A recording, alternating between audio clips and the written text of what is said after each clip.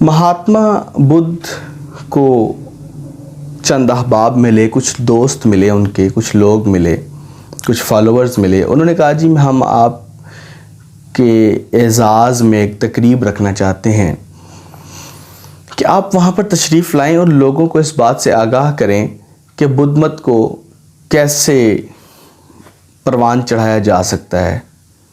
انہوں نے کہا ٹھیک ہے آپ رکھ لیں، فلاں دن میں اویلیبل ہوں، میں میسر ہوں، میں آ جاؤں گا، کوئی مسئلہ نہیں. اب تشہیر کر دی گئی، ڈیٹ اور ٹائم بتا دیا گیا کہ فلاں دن 10 بجے مہاتما بدھ جو ہیں وہ آپ لوگوں سے خطاب کریں گے. لوگوں کا ایک جمع غفیر تھا. آپ فرض کر لیں کہ وہاں پر 500 لوگ تھے. مقررہ دن 10 بجے مہاتما بدھ جو ہیں وہ ایک کمرے سے باہر نکلے اور سٹیج پر آئے. اور سٹیج پر آنے کے بعد انہوں نے دائیں سے بائیں، بائیں سے دائیں وہ آخری بندے کو بھی دیکھا جو اینڈ پہ موجود تھا اور پہلے بندے کو بھی دیکھا، اور ایک لفظ بولے بغیر وہ مہاتما بدھ جو ہیں واپس اسی کمرے میں چلے گئے.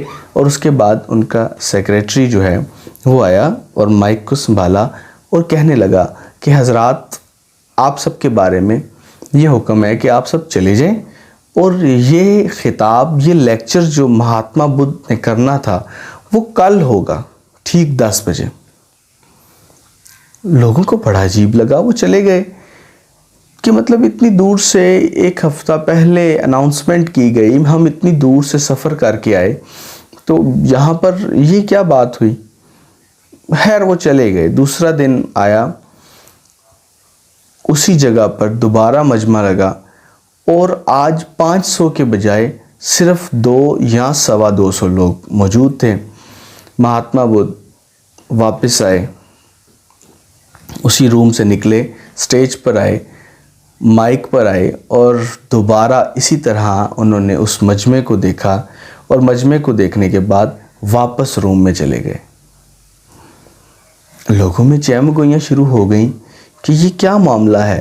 اور دوبارہ اسی طرح ان کے سیکریٹری آئے، مائک سنبھالا، اور انہوں نے کہا آپ سب حضرات کے لیے مہاتما کی طرف سے یہ آرڈر ہے کہ آپ چلے جائیں، اور جو لیکچر ہونا تھا وہ کل ہوگا. اب کی بار لوگوں نے واضح الفاظ میں باتیں کرنا شروع کر دیں. کوئی کہہ رہا تھا میں گاؤں میں اپنا کام چھوڑ کے یہاں آیا، کوئی کہہ رہا تھا میں ندی پار سے آیا، کوئی کہہ رہا تھا کہ میرے گھر میں بڑے شدید معاملات تھے، میں ان معاملات کو چھوڑ کے یہاں تک آیا. ان شارٹ یہ کہ مختلف لوگوں کی مختلف رائے تھی، اور خیر ان کو جانا پڑا. تیسرا دن آیا، مہاتما 10 بجے دوبارہ سٹیج پر آئے اور دیکھا کہ وہاں پر کوئی 100-125 بندے موجود تھے. مائک پر آئے اور دوبارہ ان لوگوں کا چہرہ دیکھا اور واپس چلے گئے. اب کی بار لوگوں نے آوازیں کسنی شروع کر دی، سیٹیاں مارنی شروع کر دی، اور کسی نے کہا کہ مہاتما کیا ہوا، اگر آپ بات نہیں کرنا چاہتے تو ہمیں بتائیں، ہم نہ آیا کریں.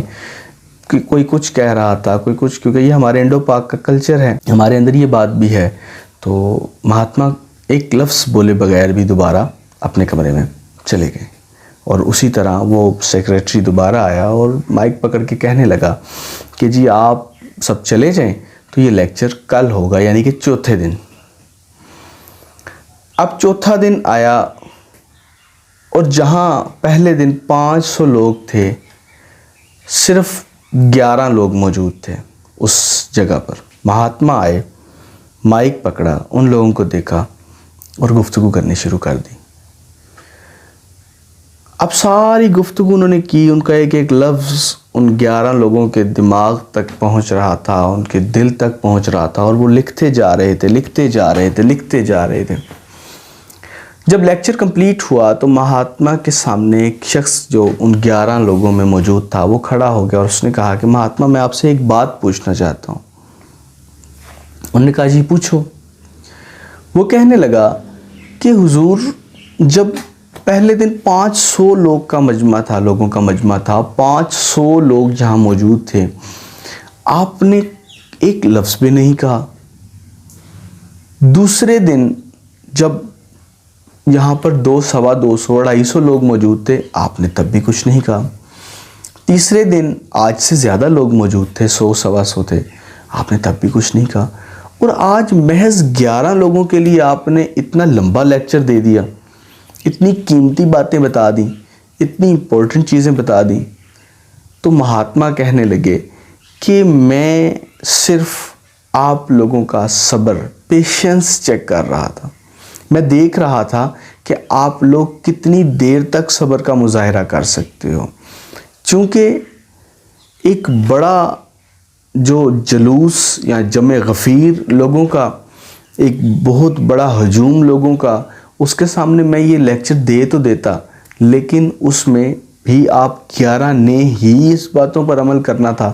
اور آج 4 دن کے بعد بھی آپ نے ان 11 نے ہی ان باتوں پر عمل کرنا ہے.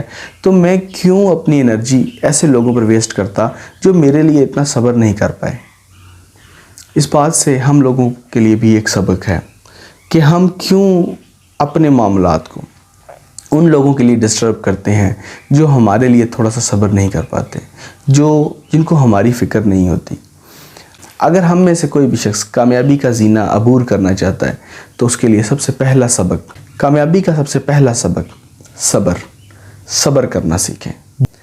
صبر جب تک آپ نہیں کر پائیں گے, جب تک آپ صبر نہیں کریں گے, بہت مشکل ہو جائے گا آپ لوگوں کے لیے کامیابی کے زینے عبور کرنا اور ان کو برقرار رکھنا. اس کے ساتھ ہی اللہ میرا اور آپ سب کا حامی و ناصر ہو. السلام علیکم ورحمۃ اللہ وبرکاتہ.